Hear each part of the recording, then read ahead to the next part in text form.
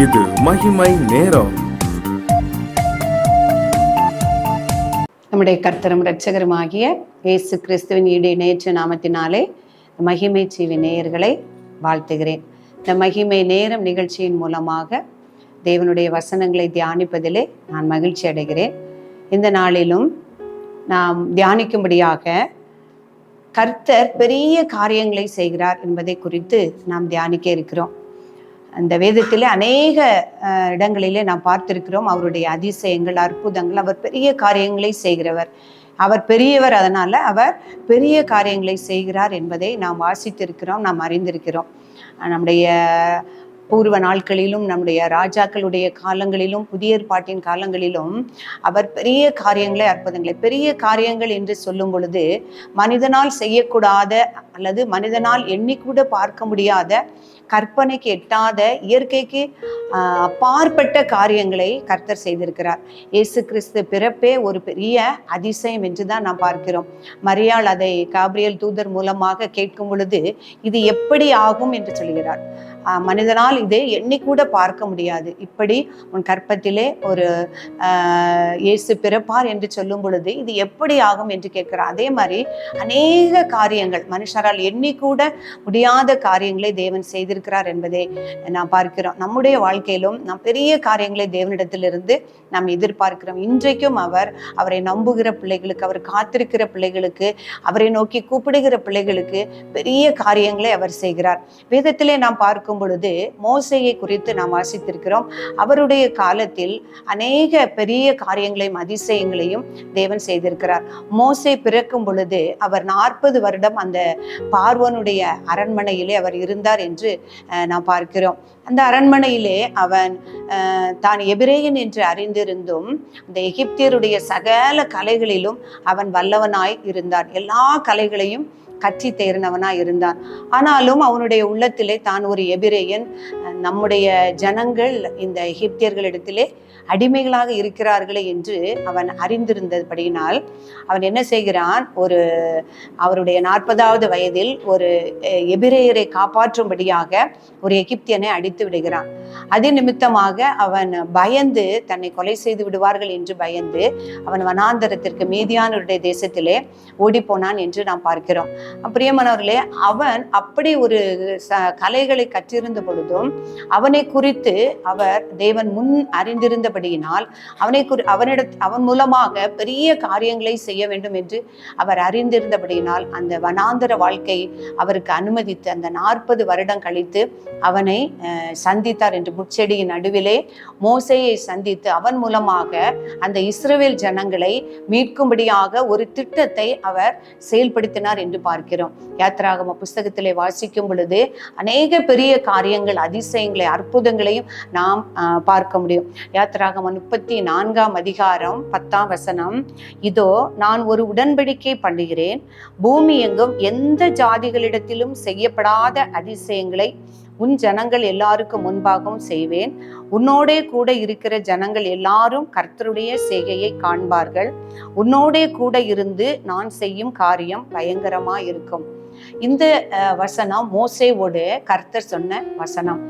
அவர் இஸ்ரவேல் ஜனங்களை வனாந்தரத்திலே வழிநடத்தி வருகிற பொழுது அவர் செங்கடலை கடக்க செய்து அந்த எகிப்திலிருந்து, அந்த பார்வோனுடைய கையிலிருந்து அவர்கள் விடுவிக்கும் பொழுது 10 வாதைகளை செய்து இவர்களை புறப்பட பண்ணினார் என்று அந்த இஸ்ரவேல் ஜனங்கள் எல்லாரும் அறிந்திருக்கிறார்கள்.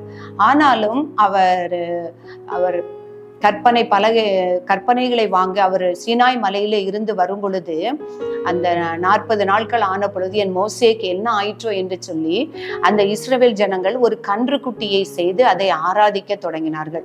அப்பொழுது மோசேயை அவர்கள் மேலுள்ள கோபத்துல தான் கையில வைத்திருந்த அந்த கற்பனை பலகைகளை உடைத்து போட்டு ஆண்டவரிடத்தில் சொல்லுறாரு, ஆண்டவரே இவங்க வணங்கா கழுத்துள்ள ஜனங்கள் என்று.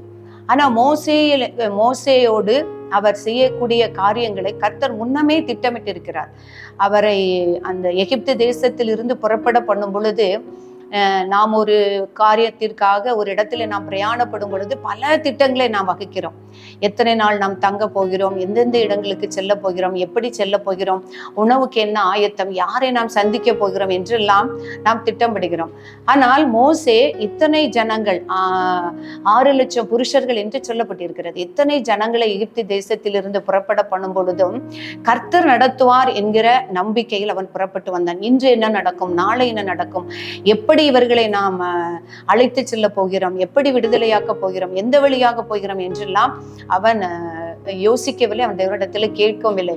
ஆனால் தேவன் எல்லாவற்றையுமே முன்குறித்து வைத்திருந்தார். அதான் சொல்கிறார், உன்னோடு நான் ஒரு உடன்படிக்கை பண்ணுவேன், இந்த ஜனங்களை கொண்டு உன்னோடு கூட இருந்து நான் செய்யக்கூடிய காரியங்கள் பயங்கரமா இருக்கும் என்று சொல்கிறார்.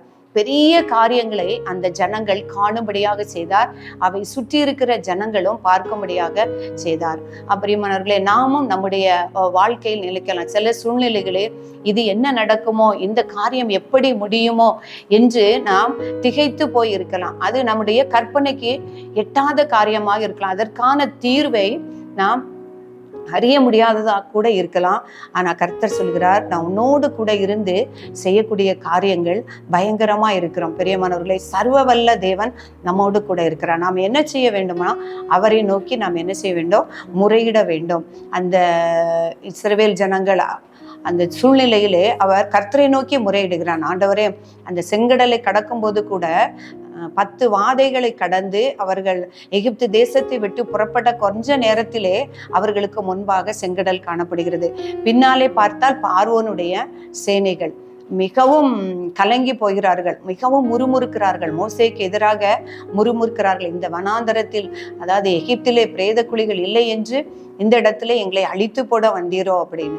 அப்போ மோசே உடனே தேவனிடத்துல முறையிடுறாரு. தேவன் சொல்றாரு, உன் கையில கோல் இருக்கு, அதை நீட்டு, நீ அந்த செங்கடலை நீ பிளந்து போடு அப்படின்னு சொல்றாரு. அப்போ பெரிய காரியங்களை அவரை வைத்து தேவன் செய்திருக்கிறார். அதான் சொல்லிடுற, மோசையை குறித்து கர்த்தர் சொல்கிறார், மோசே என்னுடைய வீட்டில் எங்கும் உண்மை உள்ளவனாய் இருந்தான் என்று சொல்கிறார். அந்த 40 ஆண்டுகள் அந்த மோசே எகிப்தில இருந்த பொழுதும் அவன் கற்றுக்கொண்ட அவனுடைய படிப்பு, அவனுடைய கலைகள், அவனுடைய அந்த யுத்த உக்திகள் எதுவுமே அவனுக்கு பயன்படவில்லை.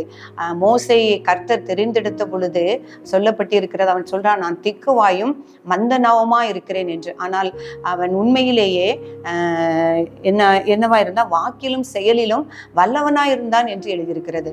ஆனால் அந்த 40 வருடம் வனாந்தர வாழ்க்கைக்கு பிறகு கர்த்தர் அழைக்கும் பொழுது அவன் தன்னுடைய படிப்போ அறிவோ பலமோ அவனுக்கு உதவி செய்யவில்லை. கர்த்தர் அவரோடு கூட இருந்து, கர்த்தருடைய கரம் அவரோடு கூட இருந்து பெரிய காரியங்களை செய்தது என்று பார்க்கிறோம். பிரியமானவர்களே, நம்முடைய வாழ்க்கையிலும் நாம் அறியாத காரியங்கள், இந்த காரியம் எப்படி முடியுமோ, சூழ்நிலைகளை குறித்து நாம் கவலைப்படாதபடி கர்த்தர் என்னோடு கூட இருக்கிறார், அவர் பெரிய காரியங்களை செய்வார் என்று நாம் அவரை விசுவாசிக்கும் பொழுது, அவரை நோக்கி பார்க்கும் பொழுது நம்முடைய வாழ்க்கையிலும் அவர் பெரிய காரியங்களை செய்வார். இந்த வேத வாக்கியங்கள் எல்லாம் அந்த உபாகம புஸ்தகத்திலே வாசிக்கும் பொழுது இதையெல்லாம் உன்னுடைய சந்ததிகள் அறியும்படியாக ஒவ்வொரு நாளும் அதை நினைப்பார்களாக என்று எழுதியிருக்கிறது. அவர்களுக்காக மாத்திரமல்ல, இது நமக்காகவும் எழுதப்பட்டிருக்கிறது. கர்த்தர் என்னுடைய வாழ்க்கையிலும் பெரிய காரியங்களை செய்வார் என்று நாம் நம்பி அவரை விசுவாசிக்கும்படியாக இவைகள் எழுதப்பட்டிருக்கிறது. பிரியமானவர்களே, அப்படிப்பட்ட காரியங்களை நம்முடைய வாழ்க்கையிலும் செய்யும்படியாக நாம் ஜெபிப்போம். இரக்கமும் அன்பு நிறைந்த எங்கள் அன்புள்ள ஆண்டவரே, நம்மை துதிக்கிறோம் அப்பா. உம்முடைய மகத்துவங்களையும் உடைய அதிசயங்களையும் தியானிக்கும்படியாக கர்த்தர் கொடுத்த கிருபைக்காக உமக்கு நன்றி செலுத்துகிறோம் ஆண்டவரே.